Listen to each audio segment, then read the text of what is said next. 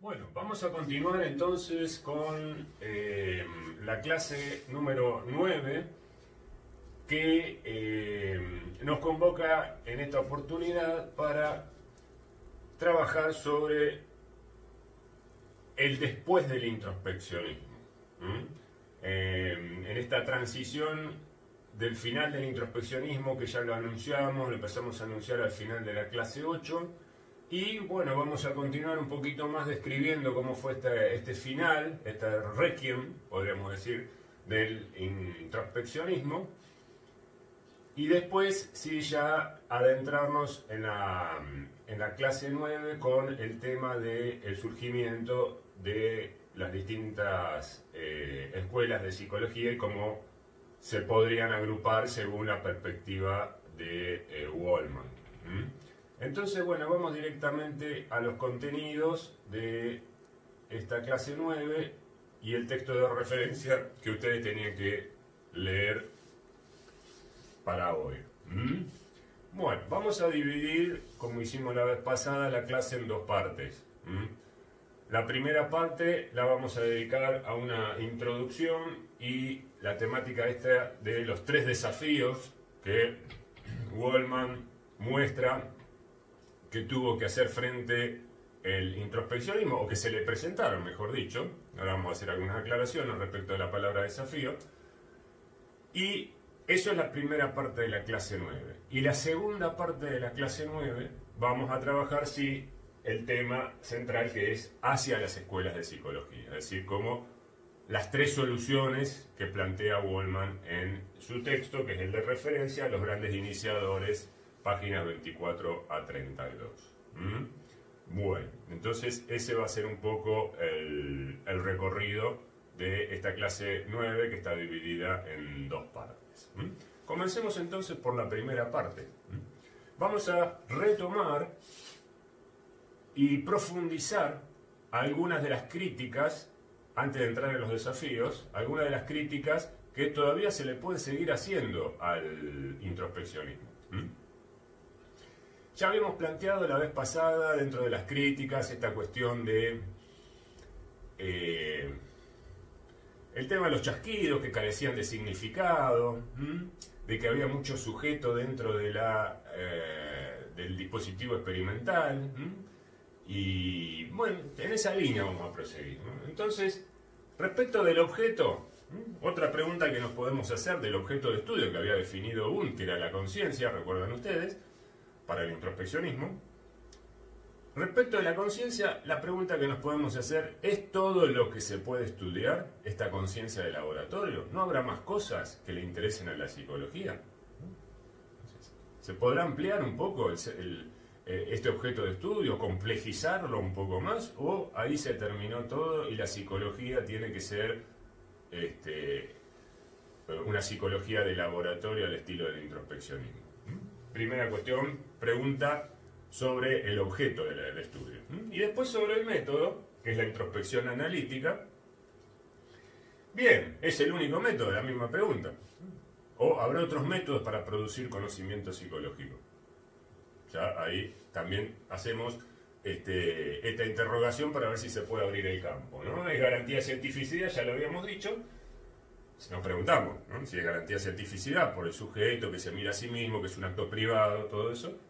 Y por último, ¿cómo utilizarlo en otro tipo de poblaciones que no sean estos estudiantes adiestrados?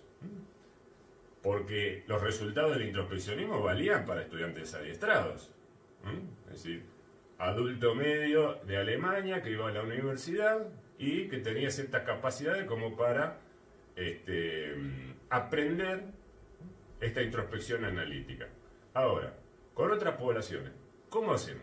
El introspeccionismo, la introspección analítica no la podemos poner en marcha con niños, con animales, con pacientes psiquiátricos. No se puede, muy complicado. Entonces necesitamos otros métodos para producir conocimiento en relación a eso, desde la perspectiva de la psicología, a esas poblaciones.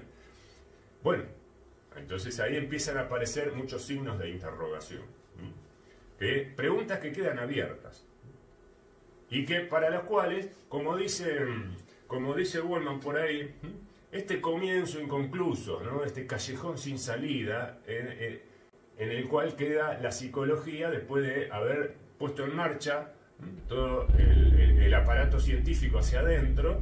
Bueno, ahí quedó como regulando. No puede poner segunda, tercera para salir a más velocidad. Entonces, a toda potencia, no puede salir. Entonces vamos a ver ahora sí los desafíos. Estas eran las críticas que venían y los desafíos que también son de alguna manera críticas. Bueno, los desafíos. Todavía hay más. Fíjense, pobre profesor, uno empieza a estar rodeado de un montón de presiones.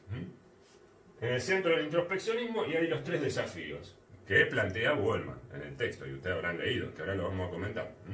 Los test mentales, la psicología animal y la psiquiatría, ¿no? Rodeando al introspeccionismo, lo miran, no les cae muy bien, no les simpatiza. No me simpatiza. Ahí está. Bueno, como diría Kiko. Entonces, Wallman interpreta esto como desafíos. No es que se pararon enfrente de uno y le dijeron, mirá, nosotros hacemos tal cosa, vos no la podés hacer. No es así, la anécdota histórica no es así. Él lo plantea como que, bueno, en la vida académica de ese momento, científica, además del introspeccionismo, estaba toda esta gente haciendo otras cosas que mostraban otras líneas de trabajo. Entonces, en ese sentido, se empieza a plantear como un desafío, no es que es un cara a cara como los... vieron los boxeadores antes de pelearse, de subir al ring, ¿no? Que se pesan y se miran así. Bueno, no es así, esto no es así. Pero bueno, el cuadro de situación lo podemos plantear en términos de desafíos. Vamos entonces a ver los 3 desafíos uno por uno. Empecemos por los test mentales. Los test mentales. ¿En qué consiste este desafío de los test mentales al introspeccionismo? Para lo cual tenemos que viajar a la ciudad Luz, es decir, allá en París, Francia, y nos encontramos, bajamos del avión y nos encontramos con este señor Alfred Binet. Alfred Binet. ¿Qué papel cumplió en la psicología y en los test mentales este señor? Pedagogo, psicólogo de origen francés, contribuyó a una rama de la psicología que se llama psicometría. Fue uno de los que hizo aporte con los test de inteligencia, ahora lo vamos a ver. Psicometría. La misma palabra ya nos está dando una pauta de qué se trata esto. Psico sería lo mental, las funciones psíquicas, funciones psicológicas, y metría, medirlas. Medir las funciones psíquicas. Construir instrumentos, herramientas que puedan de alguna manera ponerle una medida, cuantificar, asignarle un número a determinada función psicológica o comportamiento asociado a esa función psicológica. Ahí vienen los test mentales. Los test mentales van a ser esos instrumentos o herramientas que aplicados van a producir un conocimiento cuantitativo, de formato cuantitativo, es decir, un número, que se lo puede ubicar en una escala, en una gráfica, en una curva de distribución normal, de Gauss, una gaussiana. Y entonces, ahí la psicología introduce la medida, una forma de introducir la medida dentro de su discurso. ¿Se acuerdan? Materialismo, ¿no? Todo hay que medirlo, bla, bla, bla, todo. Bueno, ahí está. Acá estamos, esta es la línea de la medición en psicología, acá empieza. Ahora en la próxima vamos a ver la anécdota histórica, ¿no? Este señor, junto con Simon, diseñaron un test de inteligencia para predecir el rendimiento escolar en la Francia de fines del siglo XIX, principios del siglo XX. Es decir, medir la inteligencia en contextos de resolución de problemas. En el ámbito educativo, vayamos imaginándonos, ¿no?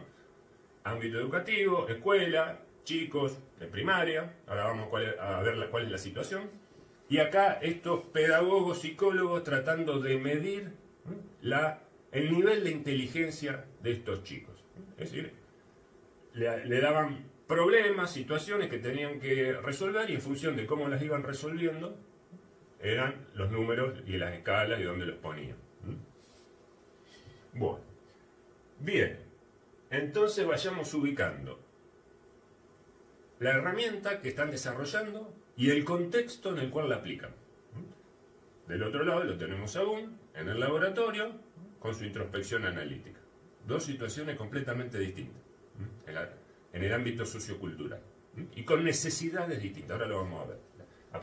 Entonces, acá viene el problema, la necesidad social por la cual surge este conocimiento psicológico. No surge porque sí, porque no tenía nada que hacer Binet y Simon y vamos a hacer los test de inteligencia. No, hubo un pedido del Estado francés a esta gente porque tenían una necesidad, un problema social que había que resolverlo y no sabían cómo.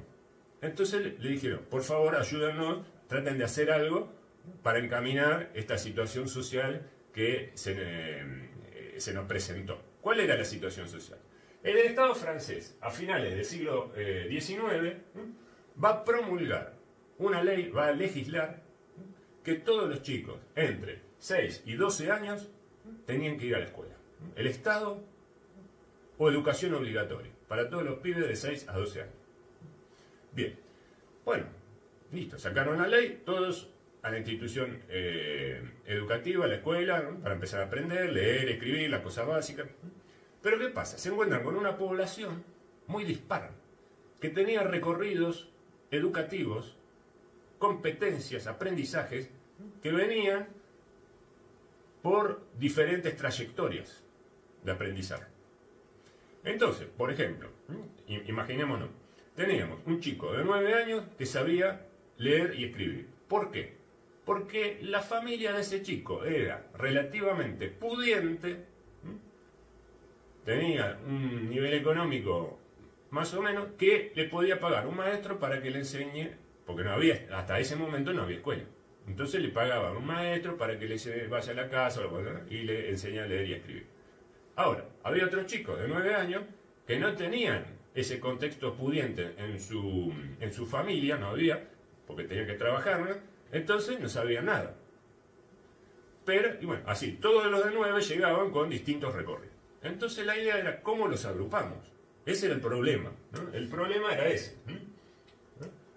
¿Cómo agrupamos? Por edad no los podemos agrupar, porque si ponemos todos los de 9, vemos que hay disparidad. Entonces no podemos sentarlos a todos en el mismo grupo para que arranquen, porque arrancan, unos ya están avanzados y otros no saben ni agarrar el lápiz. Entonces, ahí viene, ese es el problema. Ese es el problema. Entonces, bueno, ¿cómo los agrupamos? Le dicen a Simon y a Binet, el Estado francés. ¿Cómo los agrupamos? A ver, denos una solución, por favor, que estamos con esta ley y la tenemos que aplicar, poner en marcha. O sea, un problema social. Una necesidad social es esto. Y ahí viene la respuesta desde esta gente. La producción de un conocimiento psicológico para resolver esta necesidad social. Bien, entonces, esta gente ¿qué va a decir? Bueno, vamos a agruparlos por niveles de inteligencia. Y acá viene la diferencia. No lo vamos a agrupar por edad cronológica, sino que lo vamos a agrupar por niveles de inteligencia. Es decir, por lo que ellos llamaron, y hasta hoy en día se llama, edad mental. No me interesa la edad cronológica, si tienen 9 todos, sino cuál es la edad mental. Y esa edad mental va a ser representativa de los aprendizajes que han alcanzado, independientemente de la edad cronológica. Ahí viene la herramienta, que va a ser el test mental, que va a medir esta edad mental. Entonces, el test va a ser un instrumento que va a permitir o mediatizar, mediante este instrumento, el criterio de agrupación. Bien, tenemos los test de 1905, acá lo tenemos, a Binet, pedagogo, evalúa la edad mental del niño. La edad mental. Es decir, es representativa de las cosas que sabe hacer y lo que aprendió hasta ese momento. Entonces podemos tener un grupo, si tienen la edad mental de 9, y bueno, habrá chicos con edad cronológica de 8, de 9, de 10, de 11, de 6, pero todos tienen la misma edad mental. Entonces yo les puedo enseñar determinados conocimientos, distinto de lo que tiene la edad mental de 6. que también pueden tener edad cronológica de 10, de 11, pero los agrupo edad mental de 6. Es decir, por conocimiento adquirido, hasta ese momento. Así arranca, por lo menos para ordenar un poquito. Bien, entonces, conclusión. ¿Para qué nos sirve esto y en términos del desafío, esta anécdota histórica? ¿Por qué? La psicología muestra desde otro lugar que puede generar un conocimiento psicológico fundamentado, con procedimientos científicos, que genera un número, una medida, le interesa el materialismo, etc. Y que eso se puede aplicar, acá viene la cuestión, aplicar, utilizar en contextos sociales, frente a una necesidad concreta, y no es un conocimiento como el que obtenía en el laboratorio Boone, que chasquido, chasquido, chasquido, hacemos el gráfico tridimensional, ¿no? ¿Y para aquí qué hago después con eso? Escribo un libro y lo guardo en la biblioteca. No sirve. Terminó ahí. O sea, es muy interesante desde lo epistemológico, pero en términos de ¿para qué me ayuda a mí en la vida cotidiana la psicología? Y nada. Entonces, este sí. Entonces, y aparte está estudiando otras funciones, desde otra perspectiva, otras funciones psicológicas, ¿no? Como la inteligencia. Entonces empieza a producir conocimiento en torno a otras cosas. Bueno, aparte, esto que veíamos antes, que le decíamos, era el único método, la introspección analítica, para producir conocimiento psicológico. Bueno, acá con estos test se pueden aplicar a los chicos, son fáciles de aplicar, no hay que generar tanto adiestramiento, ¿no? Ni ir a la universidad, ni tener ciertos conocimientos, ni preparación, ¿no? Dan un resultado objetivo, que se puede ver, todo lo ven, no es un asunto privado. Entonces, es mucho más versátil todo esto. Es mucho más versátil. Abre a otro recorrido para la psicología. Si la psicología se mete por acá, parece ser mucho más interesante, productiva, se puede aplicar, porque después de la escuela, y bueno, también lo podremos aplicar o hacer otro test para medir, no sé, ciertas capacidades laborales, o de los militares cuando tienen que entrar, ¿no? Entonces, bueno, nos interesa medir, no sé, bueno, las reacciones que tienen frente a situaciones límite, entonces le ponemos unos test ahí como para... Bueno, se abre todo ese campo, nuevo, muy prometedor, porque se inserta en cualquier lugar de la cultura, lo que se puede hacer, y no vaya encerrado en un laboratorio, en una universidad perdido, que, bueno, es ahí, chiquitito. Bien, entonces, test mentales, en esto consiste el desafío. Después terminamos al final de esta primera parte hacemos un resumen y un esquema como hacemos siempre, que nos gusta tanto, y ahí vamos a ver todos los contrastes entre estos tres frentes que se le abren y lo que hacía Wundt en el laboratorio, para ver bien marcadas las diferencias, por dónde va uno y por dónde van los otros. Bueno, seguimos entonces con el segundo desafío. Psicología animal. Acá volvemos sobre alguien que ya lo trajimos alguna vez, este señor de barba blanca, que se lo llega a ver el pequeño Albert, flor de terrible espanto le puede llegar a producir. Después recuerden esta barba blanca, lo que le puede llegar a producir al pequeño Albert cuando lleguemos a Watson. Cuando lleguemos a Watson. Bien. Charles Darwin. Lo habíamos visto en las primeras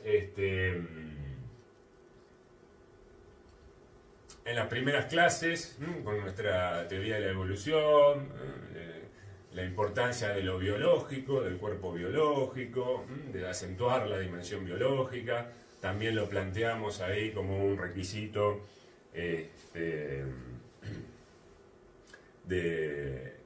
cuando en el evolucionismo, cuando vimos los granaderos, ¿se acuerdan? Estaba el evolucionismo y era otro de los requisitos para la psicología. Pero acá Darwin viene desde otro lugar, con otra perspectiva, más cercano a la psicología ya. Ya ahí como hablando un lenguaje lindero, límite, ahí en la frontera. Entonces en el 1872, después que ya había en la década del 50, escrito la evolución de las especies. Expresión de las emociones, expresión de las emociones en el hombre y los animales. Bien, ya podría ser un texto de psicología animal. ¿Cómo se expresan las emociones en el hombre y en los animales? Ahora vamos a ver, sí, a continuación, un audiovisual de un fragmento de un audiovisual un poco más largo. El que vamos a ver ahora es de 1 minuto 20, cortito. Pero el que ustedes van a tener que ver para la próxima clase dura como 20 minutos. Es una conferencia TED que dio una psicóloga social norteamericana sobre el lenguaje corporal. Así se llama la expresión, el lenguaje corporal y la identidad, ¿no? Y nuestra identidad, algo así. Bueno, ese lo vamos a ver completo para el funcionalismo, que es el próximo tema que sigue, en la clase 10. De ahí yo saqué algunos pedacitos, porque ubica en ese audiovisual, Amy Cuddy ubica, es un audiovisual del 2000, sí, de 2015 más o menos. Bueno, no hace mucho, un poquito antes. Ahí ubica de manera muy clara, con ejemplos, imágenes y fotos, cómo hay una continuidad en la expresión de ciertas emociones, una continuidad en la expresión, en los gestos de ciertas emociones en distintas especies.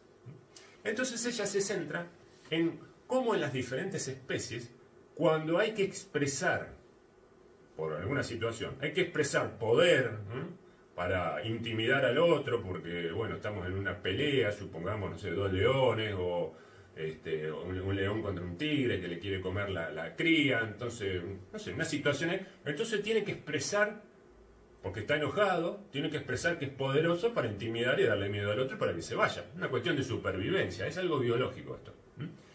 Entonces ella ve que los gestos que los individuos de distintas especies, en esas situaciones donde hay que expresar poder, los gestos tienen siempre la misma estructura corporal, se manifiestan de la misma manera. ¿Y cómo son esos gestos? El cuerpo se amplía, dice. Si es un pájaro, abrirá las alas, o si es no sé, un gorila, golpeará el pecho, si es un ser humano y, bueno,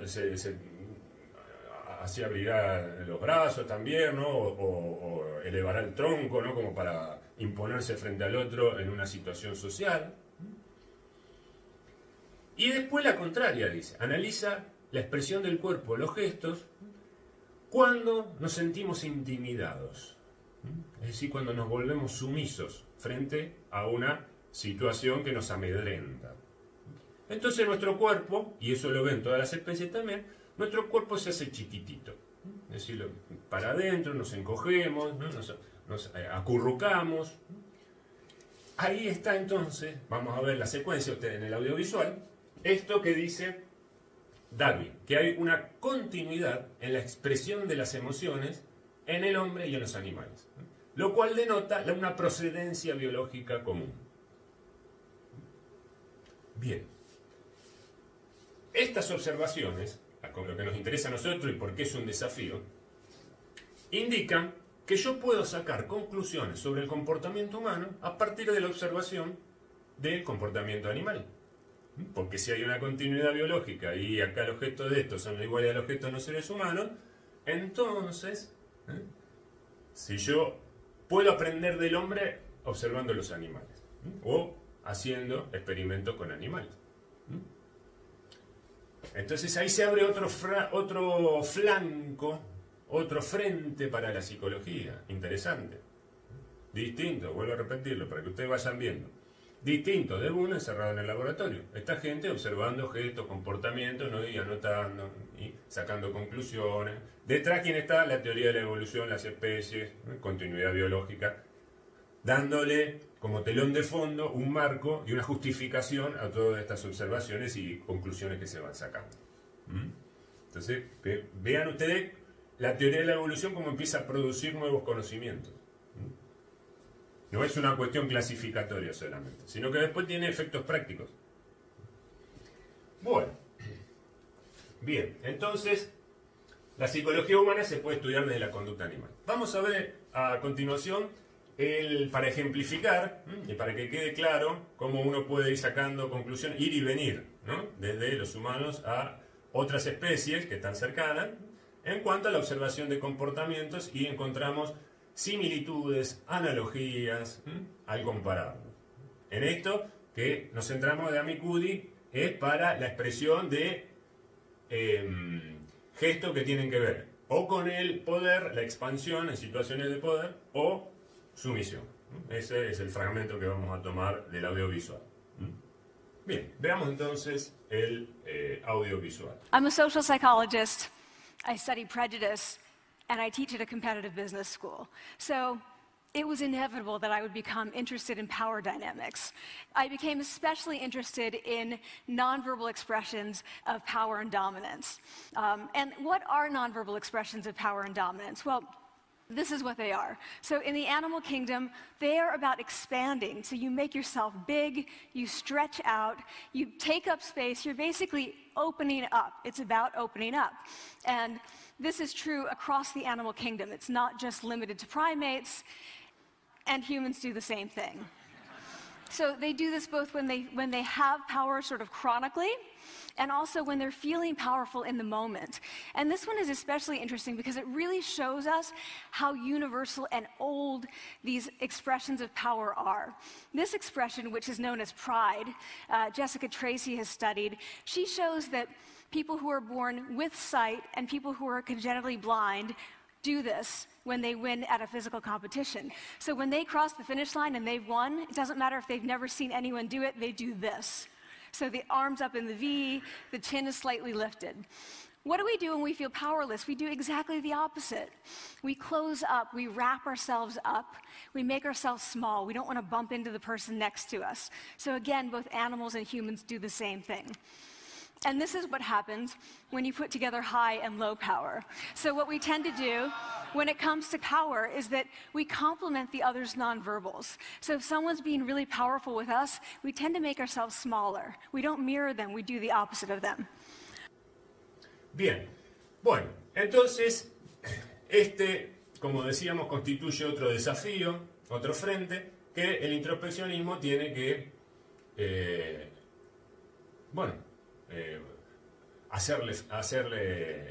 plantarse frente a esto, a ver qué hacemos, para dónde salimos con esto. La psicología con esto va prometiendo otros posibles recorridos, otros enfoques.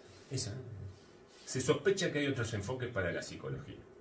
Lo estamos viendo con el horizonte del surgimiento de las escuelas de psicología. ¿Por dónde se puede ir? Estos conocimientos preparan para eso. Y por último, el tercero de estos desafíos, la psiquiatría.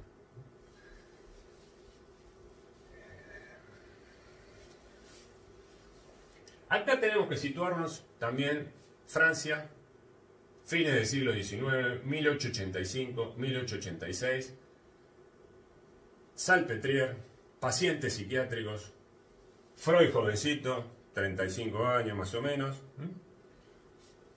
Ahí, acá, una pintura clásica, estamos en el Salpêtrière, una presentación de enfermos, de pacientes psiquiátricos, así se llama, presentación de pacientes, el profesor Charcot, profesor de maestro y referente de Freud, es la etapa de la neurología de Freud, donde Freud, todavía psicoanálisis faltaba como 15 años para que lo empiece a forjar, pero él está en el momento neurológico, en el momento más biológico de su formación.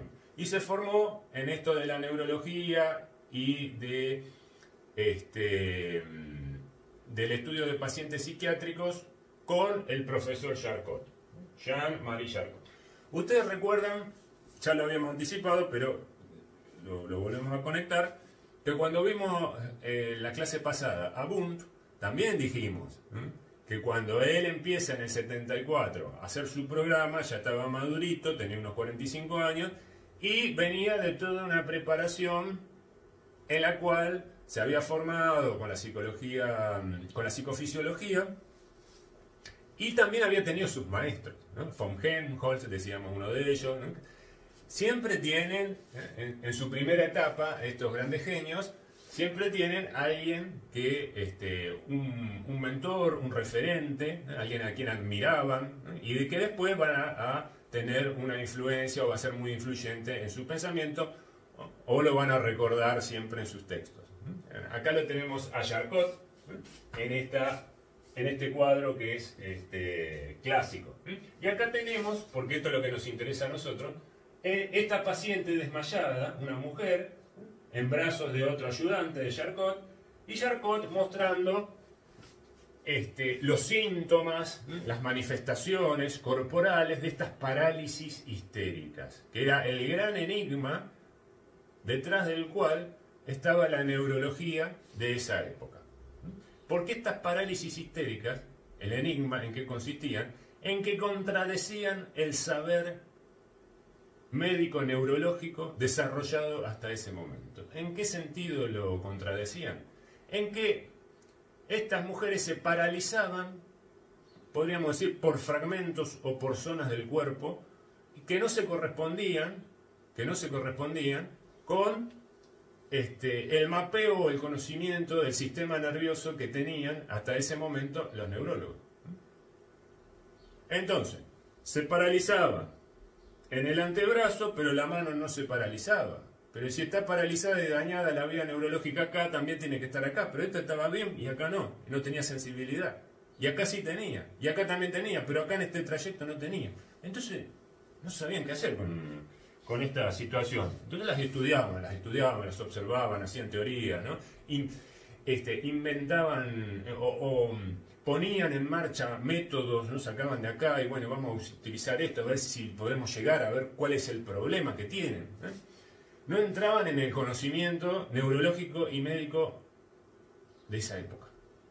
Entonces esta gente estaba desorientada. Charcot, Freud, se reunían, hacían reuniones, discutían, observaban. Bueno, procedimiento científico, lo de siempre, ¿no? Pero en este campo. Bueno, dentro de todas estas pruebas que iban haciendo y tanteos para ver de qué se trataban las parálisis histéricas, apareció un método que empezaron a aplicar. ¿Cuál fue ese método? La hipnosis. Las hipnotizaban. Para ver si metiéndose en la vida psíquica, anímica, en la biografía, en lo que le pasaba a esta gente, se podía entender, tenía alguna conexión con esto que le pasaba, con estas manifestaciones sintomáticas, los síntomas de parálisis en el cuerpo. ¿Sí? Si la vida psíquica y el cuerpo tenían una cosa que ver con la otra. Capítulo 1, unidad de la psicología, conductas autoplásticas corporales, fragmentos. Ahí vimos algo de esto. Vayan y busquen. Cómo acá está la psicología en su historia o en su prehistoria se relaciona con el cuerpo. Porque recién dijimos, aplicamos la hipnosis para explorar la vida psíquica para ver si eso tiene que ver algo con el cuerpo, si el síntoma del cuerpo tiene que ver con lo que le pasa en la actividad anímica. ¿Tendrá que ver una cosa con la otra? ¿Lo mental y lo corporal? Bueno, ahí había un párrafo de Lagash donde él sitúa esto, ¿no?, de la histeria y la psicosomática. Estamos acá en la parálisis histérica, donde efectivamente la vida anímica se estaba expresando en el cuerpo, en estas parálisis, pero todavía no se daban cuenta, ellos no lo entendían bien, no sabían cómo traducirlo esto. Estaban sospechando que por ahí iba la cosa, Entonces, vamos terminando esta primera parte con esto. Tenemos las parálisis histéricas y utilizan el método terapéutico y de investigación, la hipnosis. Entonces, en este aplicar la hipnosis, empiezan a descubrir que la actividad mental no se reducía solamente a la conciencia, sino que había cosas como dormidas en esta actividad mental que con la hipnosis se despertaban, o las podíamos ver. Y si nos quedábamos en el nivel de la conciencia, no las podíamos ver. Estaban olvidadas. Después Freud va a decir reprimidas. Entonces, estaban olvidadas. Ciertos acontecimientos en la biografía de la persona estaban olvidados. No participaban de su vida consciente, no los podía recordar. Pero con la hipnosis salen a flor. Bueno, ustedes van a ver, les pido que lo vean, no está incluido en esta primera parte el audiovisual que corresponde. Por YouTube no me los acepta por cuestiones de derecho de autor. Entonces después no puedo subir la clase porque tiene metido ese pedacito chiquitito y me lo entra. Entonces, ¿saben qué? Está ahí en el aula virtual, lo puse no en YouTube sino en otro repositorio. Vayan y véanlo. Es un pequeño fragmento de una película que se llama Más allá del alma, una película de la década del 60, en blanco y negro, donde está espectacular, está espectacular. ¿Por qué? Porque ustedes van a ver en movimiento una escena, en movimiento la imagen pictórica que estaba en la diapositiva anterior. Van a ver la representación teatral, si ustedes quieren, de una película, la secuencia, de Charcot en la Salpêtrière con todos los alumnos en la grada, ¿no? Y le traen una paciente en una silla de ruedas, paralítica, que no se podía mover, no podía caminar, ¿no? Y después le hacen pasar un hombre que también tenía unos traumas, ¿eh? Entonces van a ver en acción ese momento histórico. Y aparece, fíjense, en la platea de alumnos que están todos ahí observando y anotando lo que el profesor Charcot mostraba, porque hace una sesión de hipnosis también, es interesantísimo. El profesor Charcot ahí haciendo la sesión de hipnosis y mostrando todas estas cosas, que es un momento histórico, es un momento histórico.